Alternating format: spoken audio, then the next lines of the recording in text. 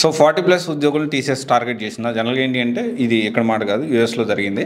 So 40+ ఉద్యోగుల్ని Indians మాత్రం H1 visa వాళ్ళని ఏం తీసేయలేదు, కానీ సౌత్ ఏషియన్ నుంచి చాలామందిని తీసేసింది 40+ వాళ్ళని అని చెప్పి దీని మీద ఆరోపణలు వచ్చాయి. ఓవరాల్గా ఏంటి అంటే త్వరలో ఏజ్ 40 దాటిన ఇండియన్ సాఫ్ట్వేర్ ఉద్యోగుల మీద డెఫినెట్లీ ఇంపాక్ట్ అనేది ఉండబోతుంది. సో ఎవరైతే 40+ ఆ 37, 38+ ఎవరన్నా సాఫ్ట్వేర్ జాబులు చేస్తూ ఉంటే ప్లీజ్ మీరు ప్లాన్ బి కూడా పెట్టుకోవాల్సిన అవసరం. ఆన్ ఎమర్జెన్సీ బేసిస్ ఇప్పటికిప్పుడు ఒకవేళ ఈ వీడియో మీకు రీచ్ అవుట్ అయితే 100% చెప్తా ఉన్నాను, definitely it is going to happen in India very soon.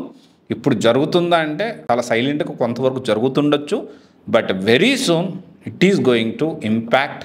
40 దాటిన సాఫ్ట్వేర్ ఉద్యోగాలు ఊడిపోబోతున్నాయి.